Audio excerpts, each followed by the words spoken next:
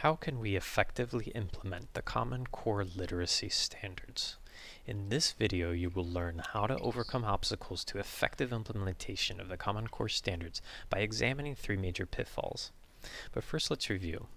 Beginning in 2010, the National Governors Association and Council of Chief State School Officers, in collaboration with the National Teachers Unions, National Education Association and American Federation of Teachers, as well as the National Council of Teachers of Mathematics and National Council of Teachers of English, developed and designed the Common Core standards. The Common Core literacy standards present some transformative shifts in how we teach.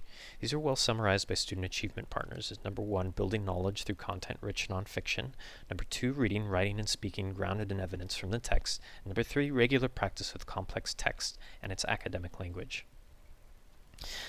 Now, once you've gained the basic foundational skills of phonemic awareness and phonics, in order to become a proficient reader, broad knowledge is required. So for example, the more you know about baseball, the more complex texts on the topic of baseball you can read. Reading comprehension, in other words, is not a mere skill that can be directly taught. It is rather acquired through the cumulative building of knowledge in specific domains and content areas. So steps we can take to actualizing the Common Core effectively are: step 1, focus on teaching knowledge, not skills. Step 2, recognize that all content area teachers are teachers of literacy.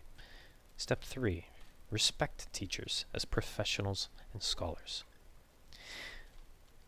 So many teachers have been trained to teach reading as a set of transferable skills, meaning that once you've practiced and gained this skill, you can then transfer it to other texts. So teachers teach skills such as finding the main idea, using context clues to determine word meaning, and inferencing as a few examples, and select texts to demonstrate the application of those skills to the entire class. So the skills in too many schools have thus become the content itself. Now, part of the reason for the shallow focus on skills devoid of meaningful content is also because of the outsized focus on test prep. ELA tests purport to only test skills, administering students random selections of short passages. In reality, however, such tests also assess student knowledge. And unsurprisingly, students with little exposure to literature, history, science, arts, or music perform abysmally. In a sad catch-22, schools then focus even yet more on the teaching of isolated skills and putting all their focus on ELA, thus ensuring that their students' gaps in knowledge increase as they neglect social studies, civics, science, and other areas essential to the building of knowledge. The Common Core seeks to redress this educational malpractice by bringing a focus to the concept of text complexity, meaning that with every advancing year, students should be expected to advance their reading comprehension up a staircase of increasingly complex texts. Such sequential advancement requires that students are systematically taught a set of domain and content-specific knowledge. In this way, they build the academic knowledge and vocabulary on important topics necessary for reading comprehension of challenging texts. However, there's a real danger that the teaching of skills in ELA will remain predominant in schools. Teachers and literacy consultants have been trained to teach skills, not content. So how can we avoid this obstacle to effective Common Core implementation? Well, one short-term measure we can take is for test makers to explicitly recognize that literacy is founded in knowledge, not simply isolated skills. If they broadcast a pool of authentic, knowledge-rich texts that might potentially be used on a given test a year in advance, then the focus of a teacher would be to teach those texts, the historical epics in which they were written and the authors who wrote them, as opposed to isolated skills. Longer-term measures we could take would be to assess how well curriculum builds domain-specific knowledge in schools. So another transformative shift of the Common Core is its explicit recognition that the teaching of literacy extends across all content areas and is not the sole burden of teachers of ELA. The standards make this explicit in two ways. The literacy standards for 6 through 12 apply to social studies, science, and technical subjects as well as ELA, and as well as the focus on an increase in informational texts. But these two focuses can all too easily be misconstrued in a school. This doesn't mean that in the upper grades, ELA teachers should stop teaching literature, for example. Nor does it mean that social studies and science teachers should become teachers of reading skills. What it does mean is that all teachers are expected to carefully study and select the complex texts that will systematically build the domain and content area specific knowledge necessary for literacy.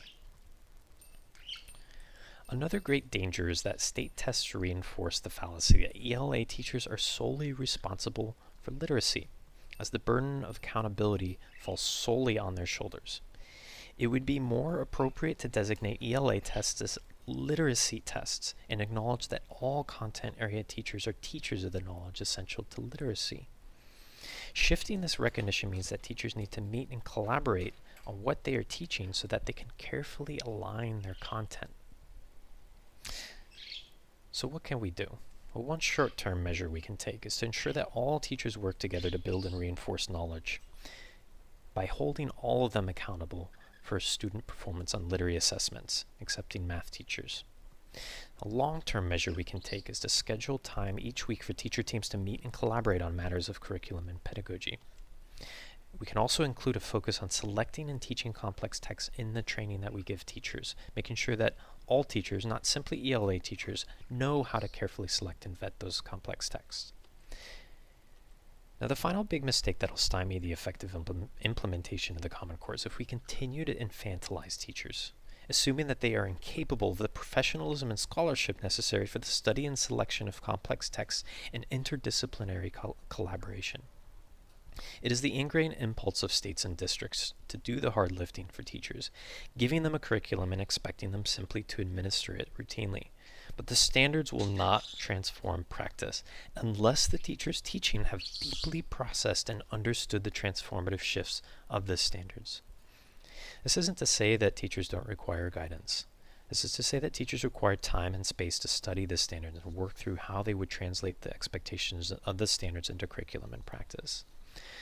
Now, my advice would be to use the the core knowledge sequence, Appendix B of the Common Core standards, as well as the Appendix A and B in the Massachusetts ELA standards as guidance through this process of selecting texts.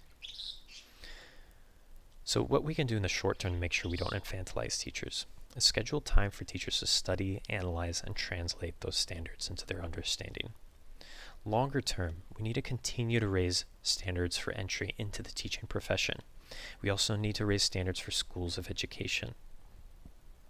So to review, steps to actualizing the Common Core effectively are: Step 1, focus on teaching knowledge, not skills. Step 2, recognize that all content area teachers are teachers of literacy. And Step 3, respect teachers as professionals and scholars. In this video, you have learned how to overcome obstacles to effective implementation of the Common Core standards by examining 3 major pitfalls. Thank you for watching.